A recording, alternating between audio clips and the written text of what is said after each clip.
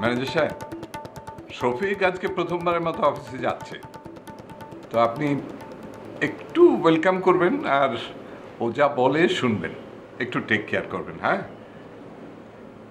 সমস্যা নেই, আমি অফিসে আসবো পরে, আমি দেখব। ঠিক আছে, রাখছি, বাই। আপনি আমাকে এখানে কেন ডেকেছেন? দরকার আছে বলেই তো ডাকলাম। বলুন। আপনি নিশ্চয়ই জানেন নিশার সাথে আমার ব্রেকআপ হয়ে গেছে। অবশ্যই জানি। একটা মিলাদ পড়ালে কিন্তু খুব ভালো হতো, তাই না? আপনি নিশ্চয়ই খুব খুশি হয়েছেন, তাই না? কিন্তু আপনার তো তীরে এসে তরি ডুবে গেছে, সেটাও বেশ ভালোই বুঝতে পারছি। ভালোই বলেছেন। আপনি কি আর কিছু বলবেন? হ্যাঁ বলবো, কিন্তু কিভাবে বলবো ঠিক বুঝতে পারছি না। আচ্ছা, নতুন কোনো ফোন দিয়ে আসছেন মনে হচ্ছে। তা এবার প্রতারণার কৌশলটা কি? মোমো, আপনাকে একটা সত্য কথা ক্লিয়ার করার জন্য আমি এখানে নিয়ে এসেছি।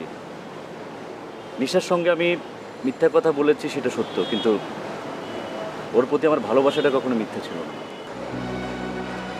যারা ভালোবাসার মানুষের সাথে মিথ্যা বলে তাদের সবটুকুই মিথ্যা।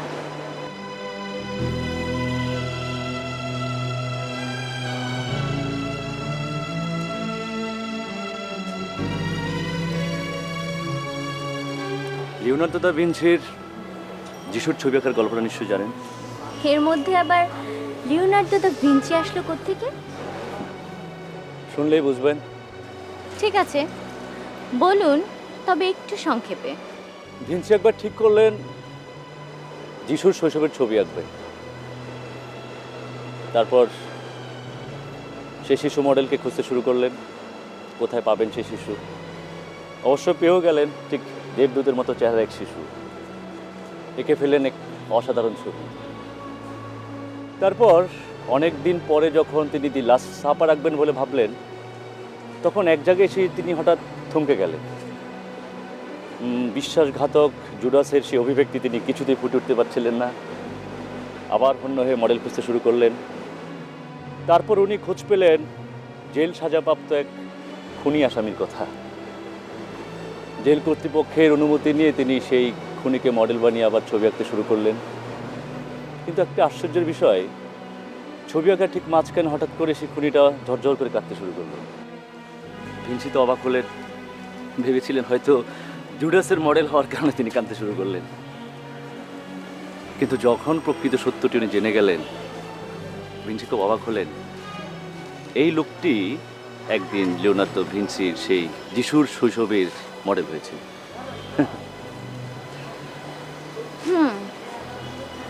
আপনি আমাকে কি বোঝাতে যাচ্ছেন? আপনার অবস্থা এখন ওই লোকটার মতো? আমি সে লোক। নিশা তার সব কিছু সঁপে দিয়ে আমাকে ভালোবেসেছিল, আর আজ সে আমাকে সবচেয়ে বেশি ঘৃণা করে। আপনি কি চান, যে আমি নিশাকে আপনার ব্যাপারে সফট হতে বলি? না, আমি তা বলছি না। তাহলে তাহলে এসব বলার উদ্দেশ্যটা কি? মোমো, না, আপনি তো আমার জীবনের সব কিছু জানেন। আমি আপনাকে সব কিছু খুলে বলেছি। আমি আজ এই শহর ছেড়ে চলে যাচ্ছি, তাই ভাবলাম যাওয়ার আগে আমার সব সত্য কথাগুলো আপনাকে বলে যায়, তাই বলা। ভালো থাকবেন।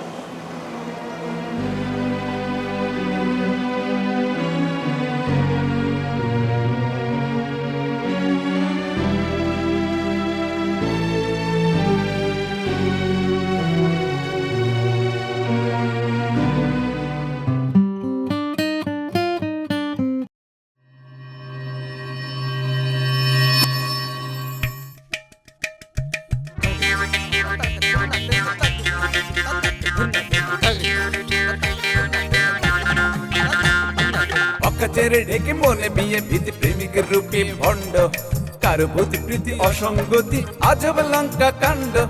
নেই যার নীতি করে রাজনীতি, বংশ নিয়ে দ্বন্দ্ব, কারো নাকে আসে সব কথাতেই আইনি ধারার গন্ধ।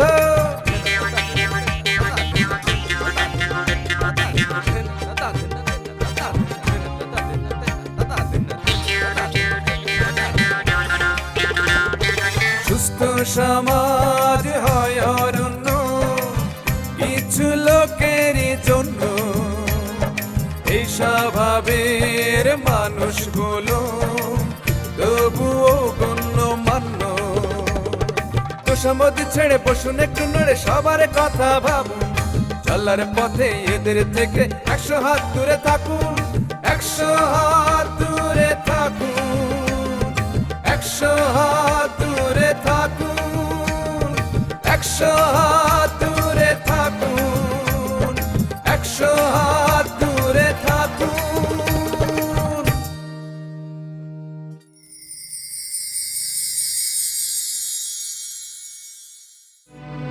আমাদের মাঝে আপনাকে পেয়ে আমরা অনেক খুশি হয়েছি।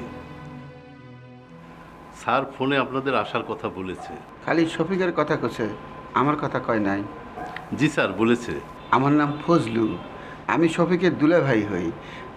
আমি আবার আশপাশ চাচ্ছিলাম না, শফিক ছাড়লেও না, জোর করে টানাটানি করে নিয়ে যাচ্ছে। জি স্যার ভালো করেছেন। ভালো তো করছি, কিন্তু আইসে তো কোনো সেবা যত্ন পাইলাম না। সরি স্যার, কিসের সেবা? কিসের আবার? এই যে ধরেন। দুলাভাই আপনি থামেন তো, থামেন। আচ্ছা ম্যানেজার সাহেব, আজকে কি আমাদের কোনো অ্যাপয়েন্টমেন্ট কিংবা কোনো ধরনের কোনো মিটিং টিটিং আছে? না স্যার, আপনারা আসবেন বলে স্যার সব অ্যাপয়েন্টমেন্ট ক্যান্সেল করেছেন। ও ভেরি গুড। তাহলে আজকে আমাদের তেমন কোনো কাজকর্ম নেই। তবে একজন লোক আপনার সঙ্গে দেখা করতে চান। স্যারের সাথে দেখা করতে চেয়েছিলেন। ওনার বড় ভাই আমাদের এখানে চাকরি করতেন। রোড অ্যাক্সিডেন্টে তিনি পা হারিয়েছেন। তো উনি কী চাচ্ছেন? আই থিঙ্ক সাহায্য। তাকে কি বিদায় করে দিব স্যার? অ্যাক্সিডেন্ট কি আমাদের কারণে করছেন? না, তবে আমাদের এখানে চাকরি করতেন। চাকরি এই জায়গায় করলে কি হবে? আমরা তো আর ওনার অ্যাক্সিডেন্ট করাই নাই, তাহলে পরে আমরা গচ্চা দিব কে? দুলাভাই আপনি একটু থামেন তো। আচ্ছা ম্যানেজার সাহেব, উনি কি দুটো পাই হারিয়েছেন? জি। আচ্ছা তাহলে আপনি একটা কাজ করুন, আপনি ওনাকে 10 লক্ষ টাকা দিয়ে দিন, ঠিক আছে? আপনি চেক নিয়ে আসুন, আমি সাইন করে দিচ্ছি। কি কইলা? 10 লাখ টাকা? হ্যাঁ 10 লাখ টাকা। টাকার ব্যাপারটা নিয়ে স্যারের সাথে ডিসকাস করলে ভালো হতো না? কারোর সঙ্গে ডিসকাস করার কোনো দরকার নাই। আমি আপনাকে বলেছি আপনি 10 লাখ টাকাই দেবেন। যান, আপনি চেক বইটা নিয়ে আসেন।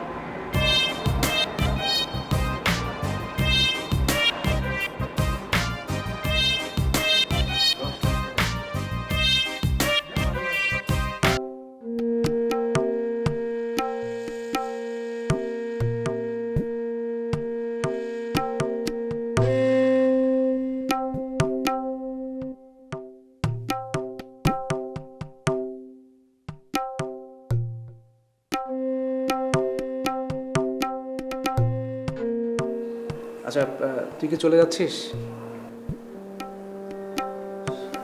হ্যাঁ। আমি জানি তুই আমার উপর অনেক রাগ করে আছিস। না, তোদের কারোর উপর আমার কোনো রাগ নেই। আচ্ছা যা হয়েছে সব ভুল হয়েছে, মানে তোরও ভুল ছিল, আমারও ভুল হয়েছে। তোদের কোনো ভুল হয়নি। ভুল যা হওয়ার সেটা আমার হয়েছে, আর যত রাগ সেটা আমার নিজের উপরে। আচ্ছা তুই আমার কথাটা শোন, আমি সব কিছু ঠিক করে দেবো। না মিজু, তুই আমার জন্য যা করেছিস অনেক করেছিস, তোকে আর কিছু করতে হবে না। না, আমার কথাটা শোন না ভাই। মিজু ব্যাস, আমি যে পথে একবার মারি এসেছি সেই পথে আমি আর পা বাড়াতে চাই না। আমাকে যেতে দে।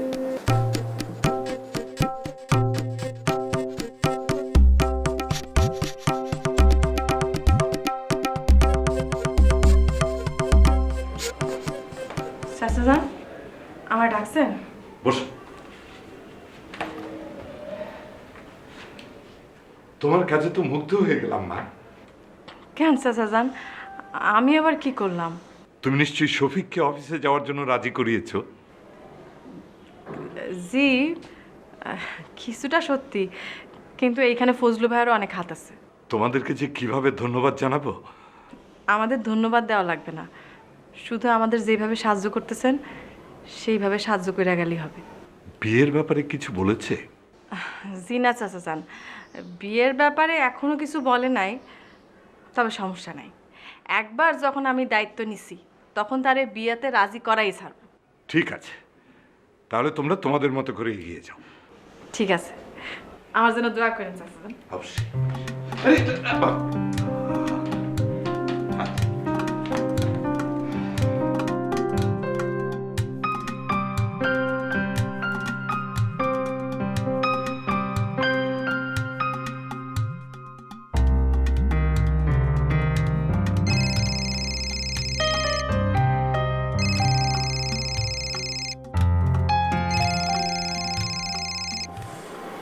ছেলেটা না,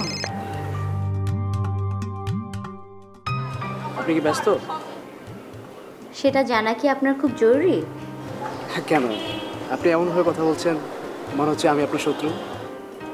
বন্ধু তো নন। হতেও তো পারে। না, কেন? সেই ক্ষমতাই আপনার নেই। ও, কি বলতে চান আপনি? আপনি ভেবে দেখুন, আপনার বন্ধু সম্পর্কে আপনি আমাকে কি বলেছেন? কি কথা বলছেন না কেন? আমি আসলে মানে গোটা ব্যাপারটা নিয়ে আমি আসলে লজ্জিত। এখন আর লজ্জিত হয়ে কি করবেন? আচ্ছা, এই ব্যাপারটা নিয়ে আমি আর আপনি মিলে কিছু করতে পারি না? হয়তো পারি, কিন্তু আপনার সাথে মিলে আমি কিছুই করব না। তাহলে আপনি একাই চেষ্টা করুন, তবুও যেন ওদের ভালোবাসা টিকে যায়। না। কেন? তাতে কিসের আপত্তি? আছে, একবার যা ভেঙে যায় শতবার জোড়া লাগালেও আগের মতো হয় না। কোথাও না কোথাও একটা দাগ থেকেই যায়। আমি চাই না সেই দাগটা ওদের দুইজনের ভবিষ্যৎকে নষ্ট করে দিক।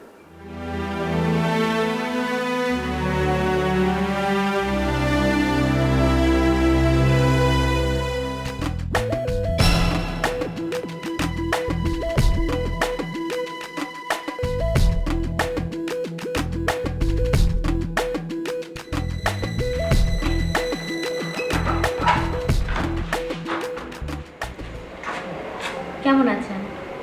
জি, আমি ভালো আছি। আপনি? এই তো, মন্দ না। আপনার জন্য তো একটা সুসংবাদ আছে। শফিক ভাই আজকে অফিসে গেছে। এখন থেকে নাকি প্রতিদিনই সে অফিস করবে। সেটা তো খুবই ভালো খবর। তবে এই ভালো খবরটা আমি জানি, নিশা আমাকে ফোন করে বলেছে। আর এটা যে আপনার জন্য হয়েছে সেটাও জানি। তাই আজকে আমি শফিকের সাথে দেখা করতে আসিনি। না না, আমি সেইটা বলি নাই। চাচাও তো আজকে বাসায় আছে। আমি ওদের কারোর সাথেই দেখা করতে আসিনি। আমি এসেছি আপনার সাথে কথা বলতে। এই দেখেন, কথা বলতে বলতে আপনার আমি দরজায় দাঁড় করে রাখছি। চলেন ড্রয়িং রুমে গিয়ে বসে আমি চা বানাই নিয়ে আসি। না না, চা খাবো না। আপনি বারান্দায় চলুন, আপনার সাথে আমার একটু জরুরি কথা আছে।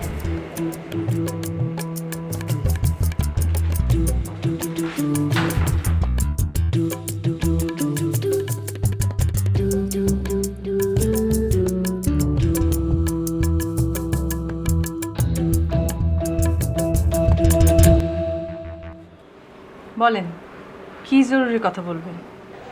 জরুরি কথাটা আসলে শফিকের ব্যাপারে। বলেন। আপনি কি শফিককে ভালোবাসেন?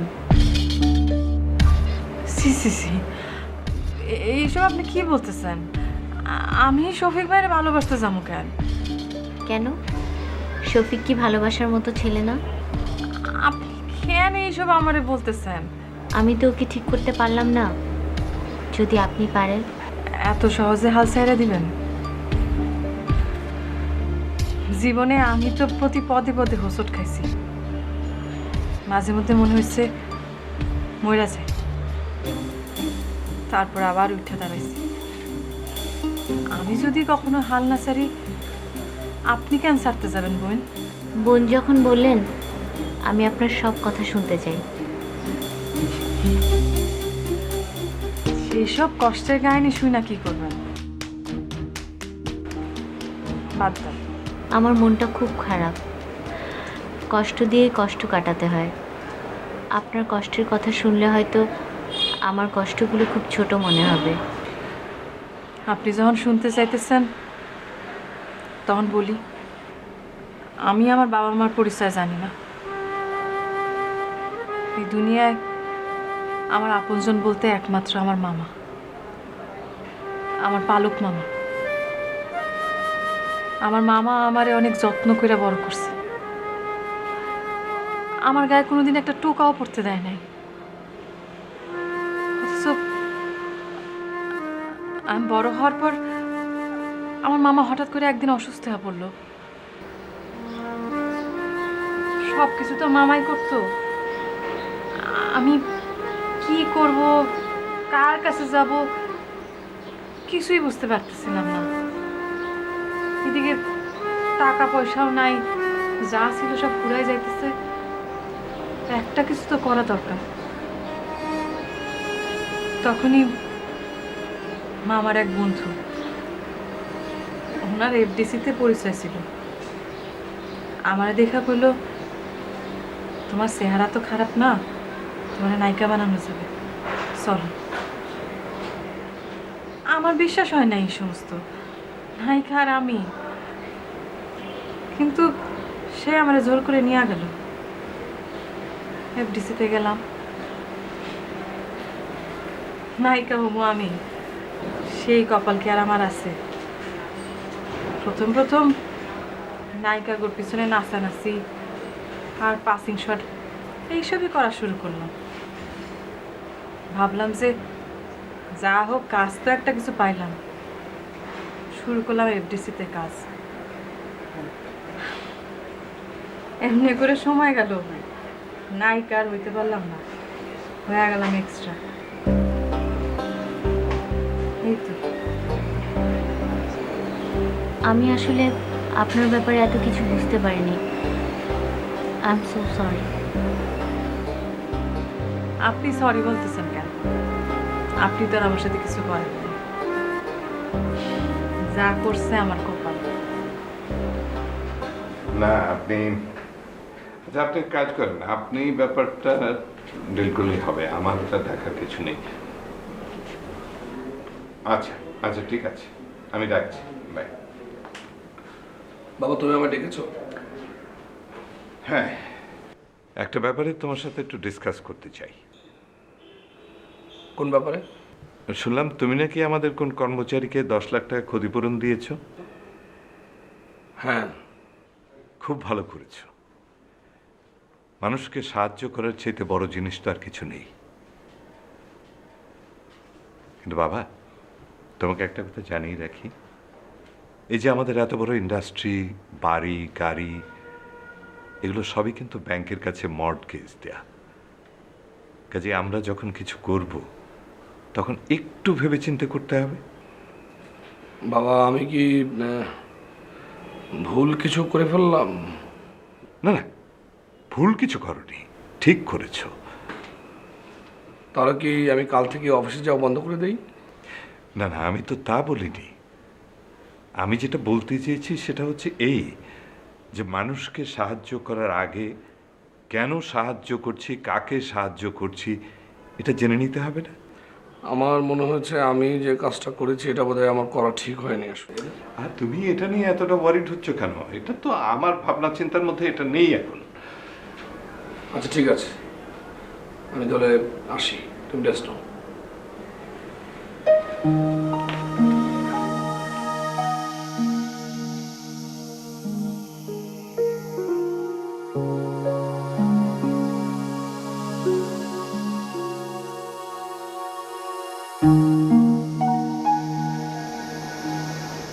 শফিক ভাই, এত রাতে সাদে কি করেন? কিছু না, চাপ দেখছি। কিছু বলবে? না মানে একলা একলা দাঁড়ায় আছেন যে? না, ভালো লাগছে বাতাস খেতে, তাই দাঁড়িয়ে আছি। না মানে বলতে চাইতেছিলাম যে আপনি আজকে যেভাবে অফিসে গেছেন, চাচা কিন্তু খুব খুশি হয়েছে, আর এই জন্য আপনার ধন্যবাদ। তোমারও ধন্যবাদ। আর কিছু বলবা? না, আপনি চাইলে কিন্তু আপনার বাবারে আরো একভাবে খুশি করতে পারেন। আমার কাজ তো মানুষকে খুশি করে না, তাই না? আরে আপনি চান না আপনার কারণে আপনার বাবা খুশি হোক?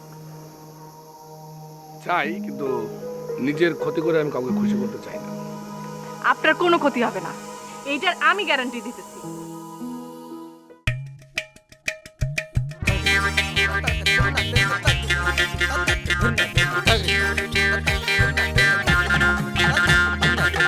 ছেড়ে ঢেকে মনে বিয়ে ভীতি প্রেমিকের রূপে ভণ্ড কারো ভূতি প্রীতি অসঙ্গতি আজব লঙ্কা কাণ্ড নেই যার নীতি করে রাজনীতি বংশ নিয়ে দ্বন্দ্ব কারো নাকে আসে সব কথাতেই আইনি ধারার গন্ধ